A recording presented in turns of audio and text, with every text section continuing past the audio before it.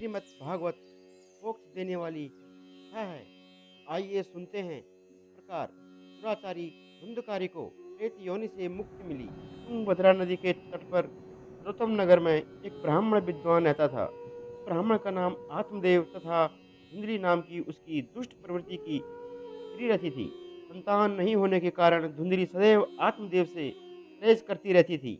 दुखी आत्मदेव एक दिन आत्महत्या करने के ख्याल से घर त्याग कर वन को चल गया, जहाँ उसे एक सन्यासी के दर्शन हुए।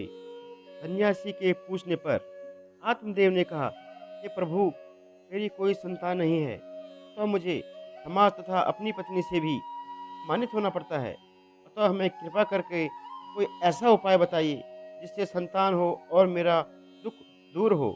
सन्यासी ने कहा, पुत्र, यह फल ले जाओ और अपनी पत्नी को खिला देना। भगवान तुम्हारी इच्छा अवश्य पूर्ण करें। ब्राह्मण प्रसन्न होकर घर आया और पत्नी से सन्यासी की सभी बातों को बताते हुए फल खाने को दिया। उसकी दुराचारी पत्नी ने ब्राह्मण से छिपाकर उस फल को गाय को खिला दिया और अपनी पति से कह दिया कि मैंने फल खा दिया। कुछ दिन में उसकी बहन आई, उसने उसे सब हाल सुनाया।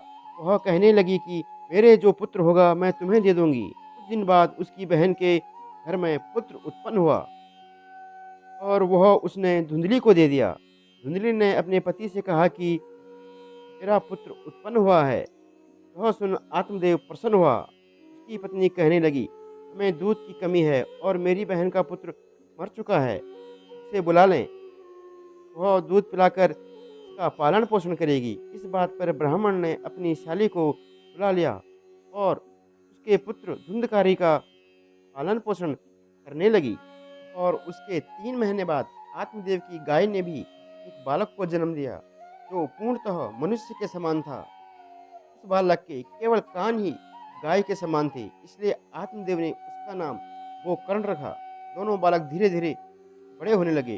गोकर्ण कुछ ही दिनों में विद्वान पंडित हो गया और धुंधकारी मूर्ख और भयविचारी हुआ, जो कई वेश्याओं को घर में लाकर रखने लगा। कुछ ही दिनों में धुंधकारी ने अपने पिता का समस्त धन बेचकर बर्बाद कर दिया, जिससे दुखी होकर आत्मदेव वन को चला और वहां पहुंचकर उसने भागवत पुराण के 10वें स्कंद का पाठ कर मोक्ष को प्राप्त हुए।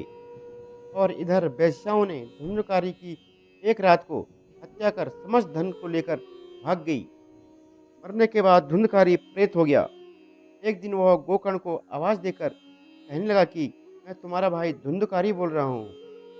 मुझे वेश्याओं ने रस्सी से बांधकर जलाकर मारा, इस कारण मैं बहुत भयंकर प्रेत हो गया हूँ। हे भाई, मैं बहुत दुखी हूँ, अतः मुझे इस योनि से मुक्ति दिलाओ। यह भयंकर आवाज सुनते ही गोकर्ण घबरा के कहने लगा, हे भाई, मैंने तुम्हारे पिंड दान किए थे, फिर भी तुम्हें मुक्ति नहीं मिली। प्रेत धुंधकारी ने कहा, भाई, मैं महापापी था, इसलिए हमें वहाँ भी मुक्ति नहीं मिली। तब गोकर्ण ने कहा, तुम धैर्य धारण करो, मैं तुम्हें इस योनि से अवश्य मुक्त कराऊंगा। तत्पश्चात गोकर्ण ने भगवान सूर्य की प्रार्थना की। तब सूर्य नारायण ने कहा, इसे प्रेत योनि से मुक्त करने के लिए श्रीमद् भागवत का सप्ताह यज्ञ करो। गोकर्ण ने सूर्य के आदेशानुसार सप्ताह यज्ञ किया, जिससे धुंधकारी को तो प्रेत योनि से मुक्ति मिली ही, अपितु जितने भी वहां श्रोता आए हुए थे, सभी श्रवण मात्र से ही समस्त सुखों को भोग कर भगवान कृष्ण को प्राप्त हुई। तो श्रीमद् भगवत मोक्ष देने वाली कथा है।